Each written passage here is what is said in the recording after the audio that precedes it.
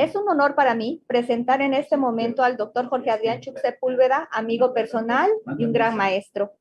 El doctor Chuck es pediatra bioeticista, médico pediatra egresado de la Universidad Autónoma de Guadalajara, especialista en bioética por el Centro de Estudios de Investigación en Bioética, expresidente del Colegio de Pediatría de Jalisco, socio de la Academia de Pediatría y consejero de la Comisión de Arbitraje Médico de Jalisco, además de coordinador de vinculación de la ACS de la Universidad Autónoma de Guadalajara y autor de numerosos libros.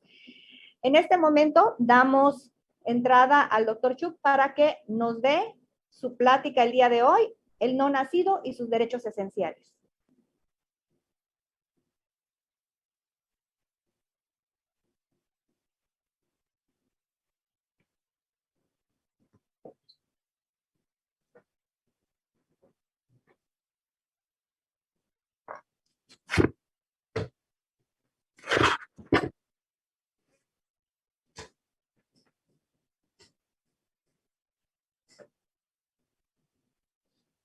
Bien, muy buenas tardes.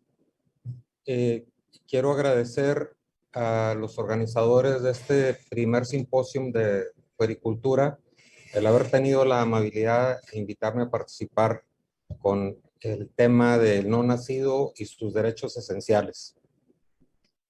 Quiero mencionar que no tengo ningún conflicto de intereses. Yo soy el doctor Jorge Adrián Chuck Sepúlveda, médico pediatra y bioeticista de la Universidad Autónoma de Guadalajara. Laboro en el Hospital Universitario Ramón Garibay, en Guadalajara, Jalisco. Y esta presentación no está patrocinada ni relacionada a ningún grupo social, académico ni farmacéutico. Quiero iniciar poniendo a consideración de ustedes una definición, la definición de derecho, que es la facultad de hacer o exigir lo que la ley establece a favor de alguien.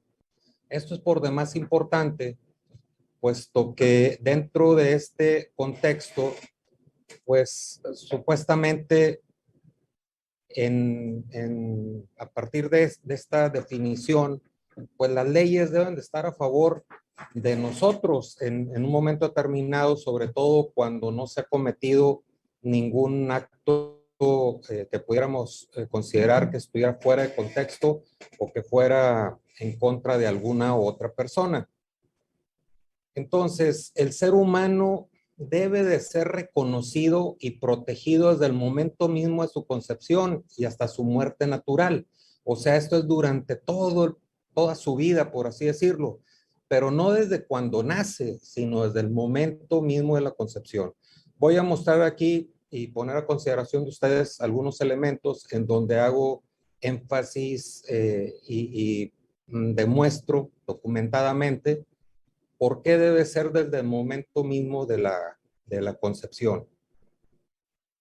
Entonces, el principal objetivo de los legisladores, las personas que se dedican a hacer leyes, es de respetar y proteger al ser humano y no, como sucede en muchas de las leyes que rigen en nuestro país, pues están en contra de la vida.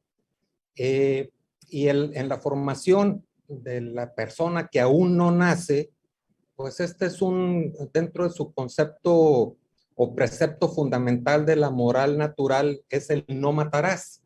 Con esto, nosotros como médicos, y si estamos también involucrados en cuestiones de salud, pues no debemos de matar, pues eso es una ley natural, moral natural, así de llano y de sencillo. Nosotros no tenemos por qué en un momento determinado hacer el trabajo sucio, nada más porque un grupo de legisladores dicen que, por poner el ejemplo, se despenaliza el aborto. Ellos emiten ese tipo de legislación, pero el trabajo sucio, o sea, la interrupción del embarazo, por así decirlo, pues lo tiene que hacer el médico. Y yo digo, pues ¿por qué nosotros? ¿Por qué no lo hacen ellos? Si ellos son los que autorizan o están aprobando ese tipo de leyes. Entonces, ahí es en donde siempre he tenido un poco de conflicto, por así decir, en el sentido de que pues, nosotros somos los que tenemos que hacer el trabajo sucio. Sabemos que, por ejemplo, un legrado abortivo desde el punto de vista técnico realmente es muy sencillo de hacer, no requiere de mayor pericia, por así decirlo. Pero pues alguien tiene que hacerlo cuando lo autorizan así como tal y nos lo encargan a nosotros. Y eso considero yo que no deberá de ser. Ya sabemos, y esto es a manera de recordatorio, que cuando se une el óvulo con el espermatozoide, pues se conjuntan 46 cromosomas, 23 por parte del padre, 23 por parte de la madre. Y eso crea un ser diferente a la madre gestante, a la mujer gestante. ¿Por qué? Porque ese conjunto de células, como en un momento determinado nos han querido hacer creer y que no tienen ningún valor, pues aquí tienen ya una individualidad propia y una identidad propia. Eso es definitivo porque también los genetistas pues están de acuerdo con esto, en que la persona existe ya desde el momento mismo de la concepción. Y ahí, como mencionaba anteriormente, se determina la individualidad genética de esa nueva persona, de ese nuevo ser. No podemos decir que al principio, cuando se une, como aquí estamos viendo, el óvulo con el espermatozoide, pues es un conjunto de células que no tiene absolutamente ningún valor y que por ese contexto podemos experimentar con seres humanos o con embriones porque todavía no alcanzan lo que en un momento determinado algunas gentes dicen que es una persona. Y desde mi punto de vista, obviamente, pues ahí se está creando un craso error. Esto es muy interesante, esto que voy a presentar aquí para ustedes, y a mí me ha dejado impactado porque en estos estudios de investigación se ha demostrado algo por demás importante. Cuando está la unión del óvulo con el espermatozoide, aquí se está viendo en esta imagen, es una fotografía realmente, el óvulo y se une el espermatozoide, unos segundos más tarde hay lo que se considera una explosión. Inicialmente se pensaba que era una especie como de explosión eléctrica, pero ahora se ha visto que, como se demostrará también por Duncan y Woodruff, hay son unas chispas, ellos lo refieren así, unas chispas de zinc, en donde este elemento pues juega un papel muy importante.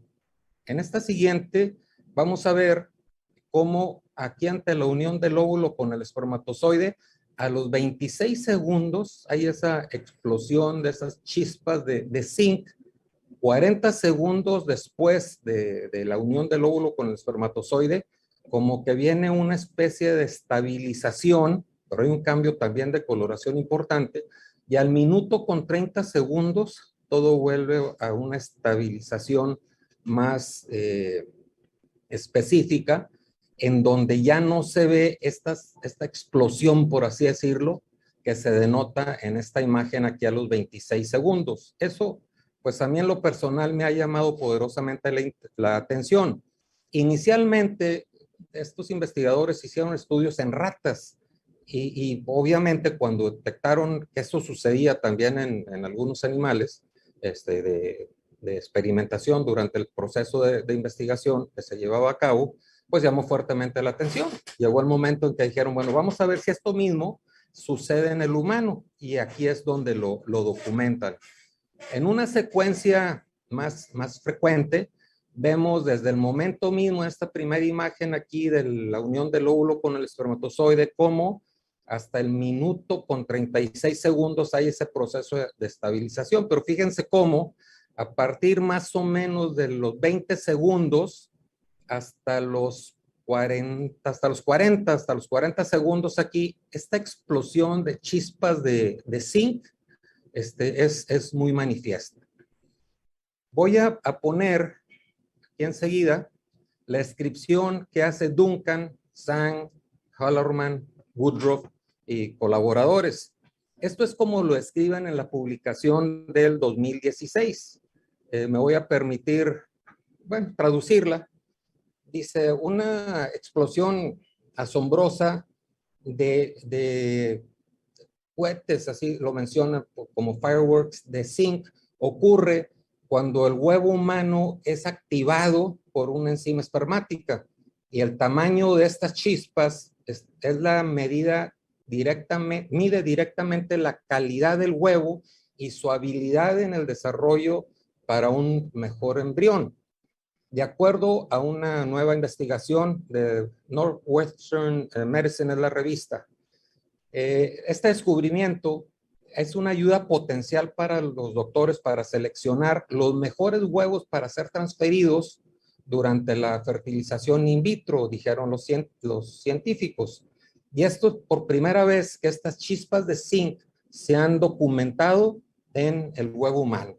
O sea, fíjense la trascendencia que esto tiene y, sin embargo, lo que hacen estos investigadores en lo que están mencionando aquí en relación a seleccionar los mejores huevos fertilizados para ser implantados en el útero y que esto desarrolle en un embarazo una posterior, en un bebé que llegue a término, pues desde el punto de vista bioético esto no es muy aceptado o no es aceptado, al menos dentro de la bioética personalista, porque se seleccionan huevos fecundados ya. Esas ya son personas en potencia. Entonces, pues ahí están eliminando, matando, por así decir, a personas por el simple hecho nada más de haber fecundado un huevo. El nasciturus es un término que lo podrán ver por ahí en algunas publicaciones. Pues lo que quiere decir es que es el ser concebido que aún no ha nacido. Entonces nos estamos refiriendo a un no nacido. Y aquí abajo pongo algo que hemos visto en múltiples ocasiones. Pues, por ejemplo, la figura de un embrión a las 8 semanas, un feto a las 12 semanas y así sucesivamente hasta que llega a las 40 semanas a término, aunque sabemos el tiempo que hay para considerar cuando un bebé nace y que lo consideramos a término, cuando es prematuro y cuando es post-maduro. Pero en promedio la semana 40 es la que nos indica que ese bebé ya está a término y es viable para nacer.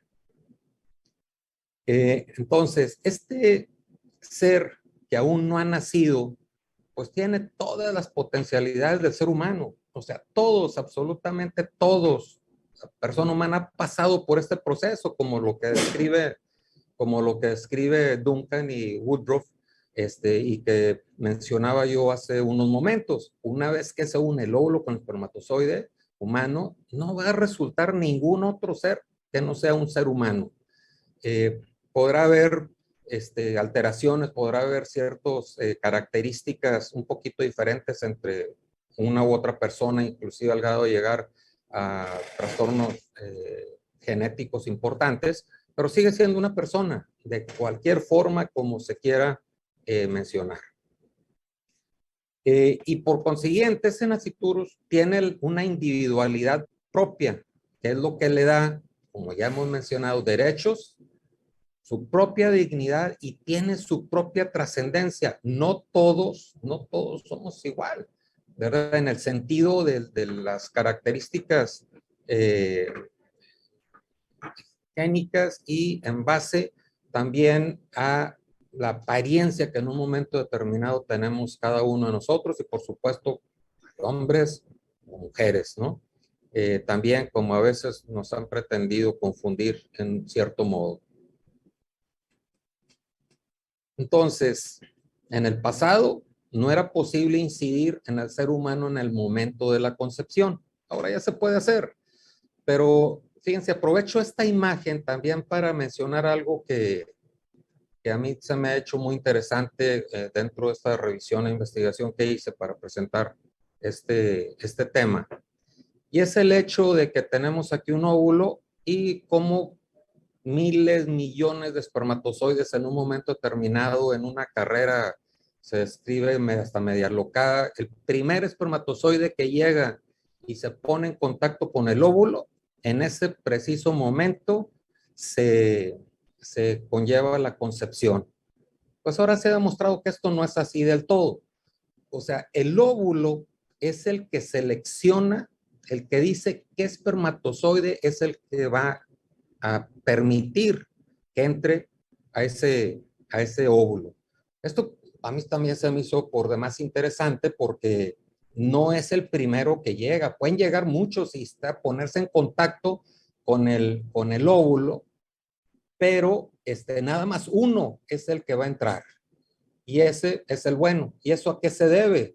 Pues se debe a que el óvulo tiene ciertos receptores que en un momento determinado van a coincidir con ciertos receptores enzimáticos que tiene el espermatozoide, y cuando esos dos se conjuntan, entonces se lleva a cabo la concepción. Entonces, esto pues nos habla, o al menos así lo interpreto yo, de la grandeza de la mujer. O sea, una mujer tiene una importancia tan grande, que es la que nos está dando la vida, es la que nos ha dado la vida, en todos los que estamos, los que están escuchando, los que estamos acá de este otro lado presentando, etcétera. Y así ha sido durante toda la humanidad, y cómo se ha llevado a cabo desde que empezó a existir el ser humano. O sea, no ha habido otra forma en el sentido de que se una el óvulo con el espermatozoide y nazca alguna otra especie, o sea, un perrito, un gatito, etcétera. Pero no, eso no es así como tal.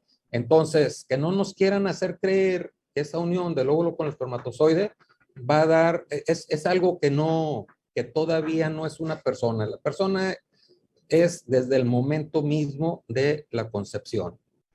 Bueno, y ahora en la actualidad, aunque esto ya ha evolucionado bastante, pues la concepción se puede hacer fuera del cuerpo humano, por ejemplo, a través de la fertilización in vitro, donde se une un óvulo con un espermatozoide, ¿verdad? Empieza, en ese momento, aunque sea fuera del organismo del cuerpo humano, ahí ya está formándose una persona. Ese óvulo fecundado lo implantan en la cavidad uterina mediante cambios hormonales que se hacen en el cuerpo de la mujer para que ese óvulo fecundado sea bien recibido, se implante, y con el tiempo, si estamos hablando de una persona que se desarrolla en 9 meses de gestación, pues tendremos un bebé a término.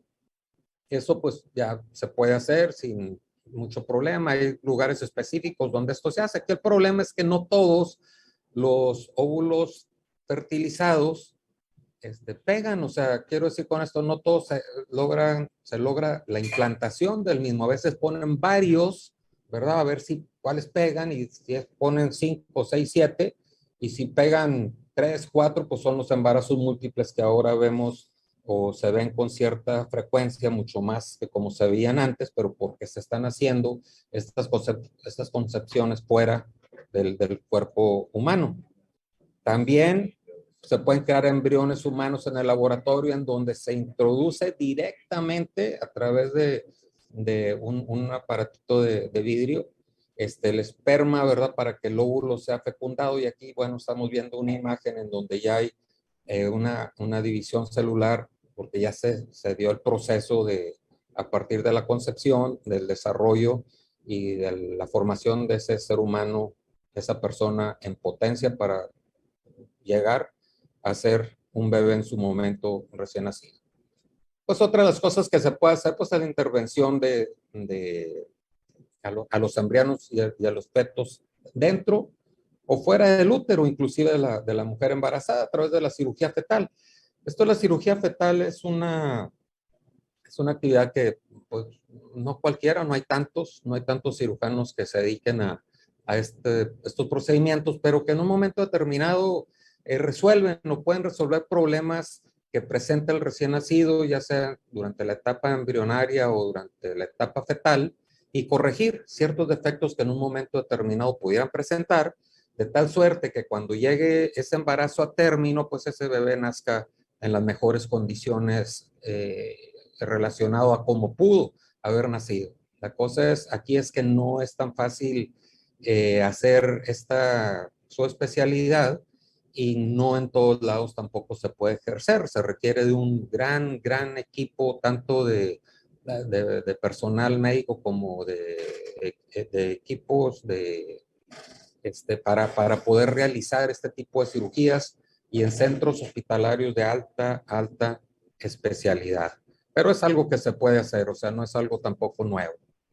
Se pueden tomar muestras también de líquido amniótico, ¿verdad? A través de la amniocentesis, que ahora, sigue siendo riesgosa, pero ya no es tan riesgosa como era antes, porque mucho de esto, la aguja que se inserta para extraer líquido amniótico y poder hacer un diagnóstico antes del nacimiento del bebé, pues muchas veces lo dirigen como se ve aquí en esta imagen, ¿verdad? A través de ultrasonido y así no lastimar al bebé como quizá en un momento determinado, o sea, así sucedía, particularmente cuando se empezó a desarrollar esta técnica. Ahora ya no se lastima a los bebés en la gran mayoría de las ocasiones que se hace este procedimiento y bueno, habrá sus indicaciones específicas para realizarlo y poder tener un diagnóstico más acertado de qué es lo que está sucediendo con ese bebé.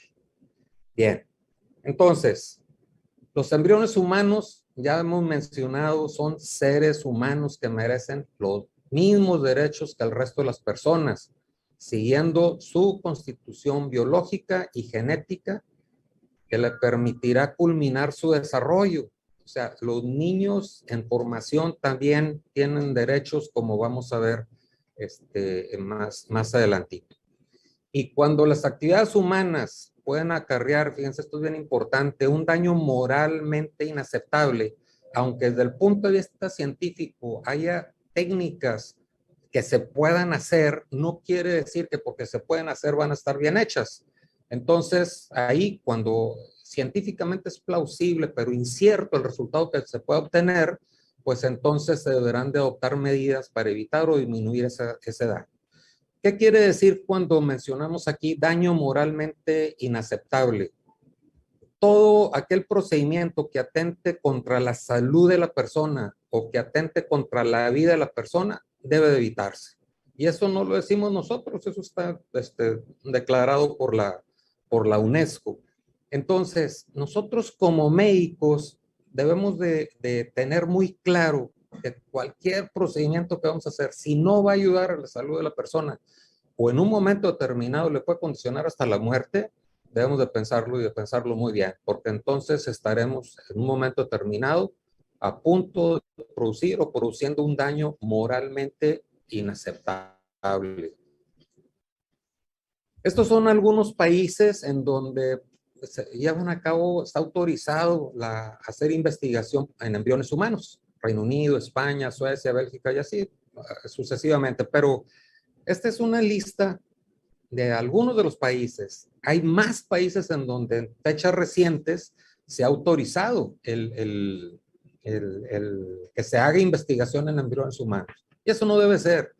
Y no debe ser porque, digo, y el ser humano, entre otras especies, pues es el único que atenta contra la misma persona. O sea, no puedo entender cómo el ser humano dice, vamos eliminando un embrión, vamos eliminando un feto, o sea, es de su misma raza.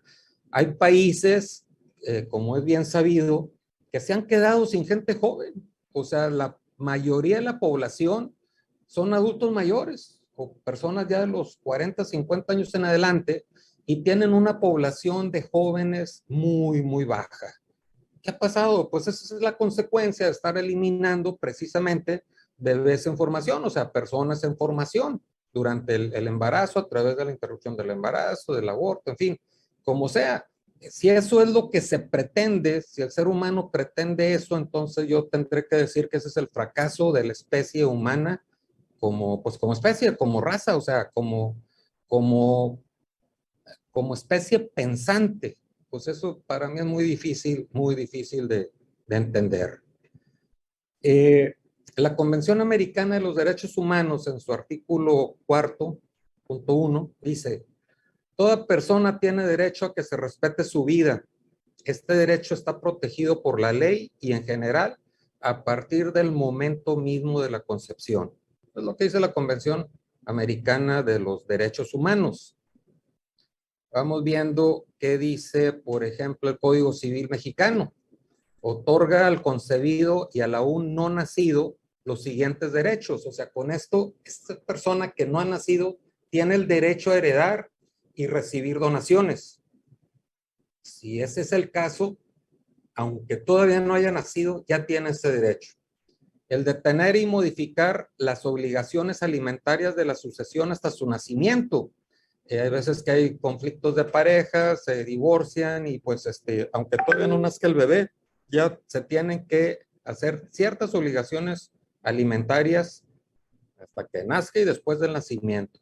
Y la otra cosa importante también, puede ser que ya se esté trabajando sobre una repartición de herencia, por ejemplo, y de pronto la mujer, la esposa, etcétera, está embarazada, pues esa partición de herencia se puede suspender hasta que no nazca ese bebé, porque ya tiene derecho también a participar en esa herencia. Eso lo dice el Código Civil mexicano. La Ley General de Salud dice, se distinguen solo dos etapas del desarrollo del naciturus, el embrión y el feto, pero además lo protege de investigaciones que pudieran afectar su desarrollo o lo expongan a un riesgo. Ahí es también donde mencionaba ciertos procedimientos o técnicas que son moralmente inaceptables. Por ahí pueden escuchar también un término que lo han utilizado como el preembrión, pero ya se ha visto que nada más hay embrión y hay feto, nada más. O sea, no el preembrión. El preembrión es un término que tiende a confundir porque de ahí es en donde sale que dicen que no, pues todavía no es persona. Entonces ahí podemos experimentar, podemos interrumpir el embarazo, podemos hacer un montón de cosas, ¿verdad? Porque todavía no es persona. Pero eso no es así como tal. Son términos que a veces se utilizan en ciertas publicaciones con la finalidad, al menos desde mi punto de vista, para confundir. Y la Constitución mexicana en su artículo 4 dice, toda persona tiene derecho a la protección de la salud. Entonces, si ya lo consideramos personas del momento mismo de la concepción, pues hay que protegerlo, o sea, hay que proteger también su salud. Ya durante el simposio escuchamos una plática sobre cómo obtener un bebé sano, pues eso va desde el momento mismo de la concepción hasta la finalidad al término del embarazo. Y en su artículo 14, la Constitución mexicana dice, nadie podrá ser privado de la libertad o de sus propiedades, posesiones o derechos, sino mediante juicio seguido ante los tribunales previamente establecidos. Y aquí la pregunta podría ser, bueno, ¿esto qué tiene que ver con el no nacido y los derechos? Aquí no dice nada del derecho del no nacido, no, pero está hablando de posesiones o derechos que tiene una persona. Y esa persona ya está considerado desde el momento mismo de la concepción, siendo una persona en potencia. La Suprema Corte de Justicia de la Nación dice, el producto de la concepción se encuentra protegido desde ese momento, o sea, desde el momento mismo de la concepción, y puede ser designado como heredero o donatario. Se concluye que el derecho a la vida del producto de la concepción deriva tanto de la Constitución Política de los Estados Unidos Mexicanos como de los tratados internacionales y las leyes federales y locales. Entiendo también que en un momento determinado hay ciertos estados que han autorizado el hecho de que no se proteja al no nacido, como por ejemplo en la Ciudad de México. Precisamente en estos días ha salido una persona, una diputada de un partido político, en donde está promoviendo que se respeten los derechos del no nacido. O sea, ¿por qué? Porque pues, en el pasado autorizaron de que esa persona en potencia no tenía ningún derecho. Creo yo que es una buena moción que está haciendo esa persona y ojalá entre en el buen actuar de los que deciden, en este caso los legisladores, para que se tome en cuenta esta situación.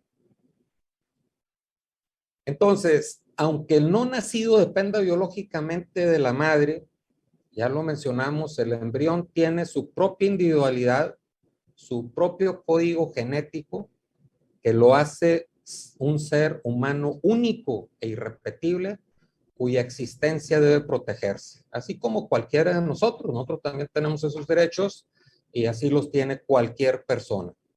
A continuación, voy a presentaros unas imágenes un poquito fuertes, al menos de mi punto de vista, pero que son muy reales. Y es un ejemplo de a veces lo que nosotros mismos, las personas, los médicos quizá, es lo que en un momento determinado han realizado. Por ejemplo, aquí, a él, ¿quién lo defendió? Por ejemplo, fíjense cómo en esta imagen, digo, es una imagen de lo más lamentable que puede haber, cómo le arrancan el bracito, la cabeza, está todo maltratado, aquí falta un pedazo de tejido importante. Cuando yo veo una imagen de estas, así como la que estoy viendo aquí, es desde mi punto de vista el fracaso del ser humano como especie. No puede ser que otro ser humano haga esto. No puede ser, simple y sencillamente. O sea, ¿cuál es la tirada? Quedarnos sin gente joven, porque pues no lo están dejando nacer, ¿sí? Entonces esto es terrible. Y él, aquí también, ya él, tampoco nadie lo defendió. Fíjense, este fetito, ¿verdad? Está vivo aquí todavía. Sí, fíjense la posición de las manitas, sus piernitas, ¿no? Hasta una mirada, ¿verdad? Que yo diría, una mirada hasta media triste, ¿no? Porque, pues, ¿qué pasó? Me sacaron de donde yo estaba muy a gusto, ¿no? Entonces, esto también, cuando yo este tipo de imágenes, digo, aquí como seres humanos hemos fracasado total y absolutamente como especie pensante.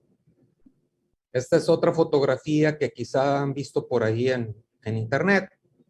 Es una manita que sale de la cavidad uterina y se agarra del dedo de esta otra persona, ¿no? Y que pues como que está diciendo, ayúdame, no me sueltes, no me dejes ir, me estoy yendo, no me dejes ir.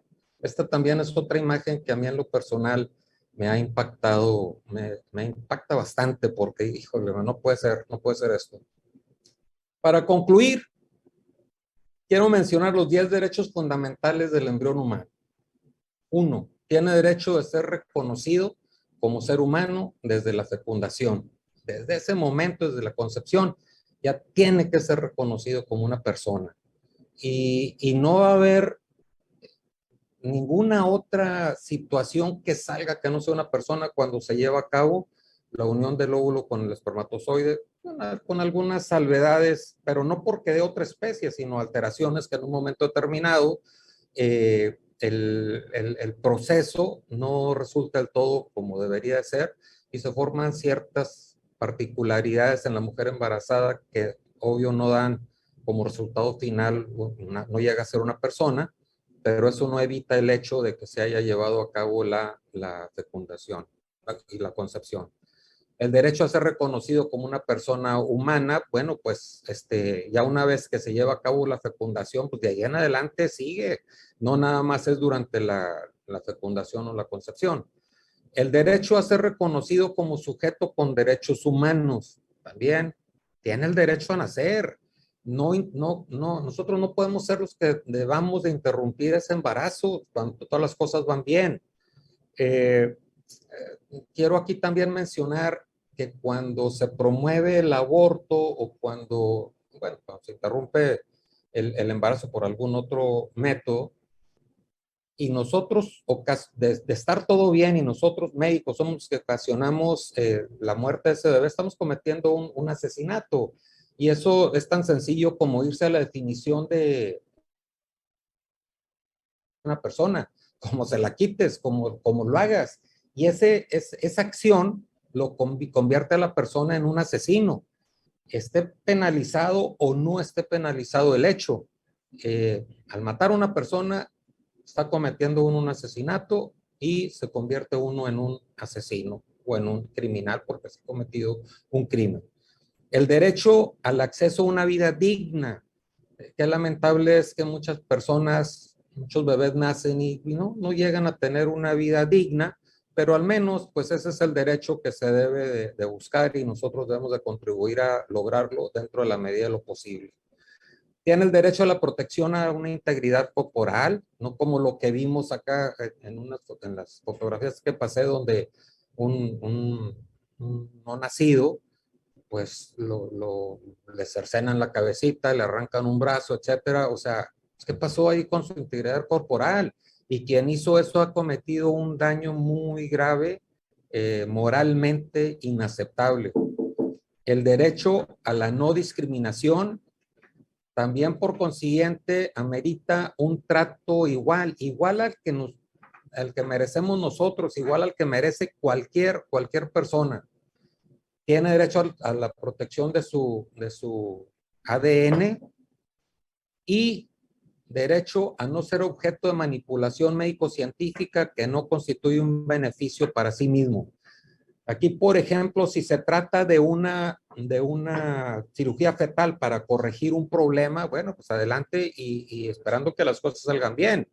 Pero si va en contra de la integridad de esa persona, si va en contra que le va a producir un daño o inclusive hasta la vida, entonces es algo que aunque desde el punto de vista médico-científico se pueda realizar, no debemos de hacerlo.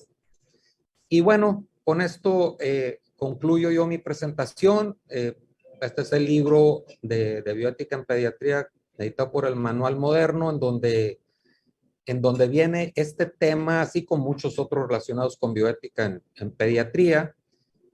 Y concluyo, bueno, presentándoles a mis nietecitos, son 2 niños y 2 niñas, y los pongo porque ellos pasaron por el mismo proceso que he mencionado de la unión de un óvulo con un espermatozoide. Y yo estoy pues muy orgulloso de mis nietos. No ha pasado, ¿verdad? Hay un desfase. Okay.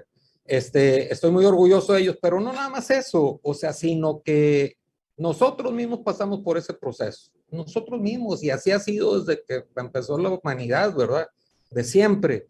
Entonces, quiero nada más ya también concluir diciendo que da la impresión de que a veces el ser humano no quiere que haya más seres humanos. Y las consecuencias ya las hemos visto en algunos países que han estado así. Ojalá y nosotros no seamos unos de ellos. Muchas gracias y gracias por la invitación y estaré atento a sus preguntas que podré contestar a través del chat. Muchas gracias.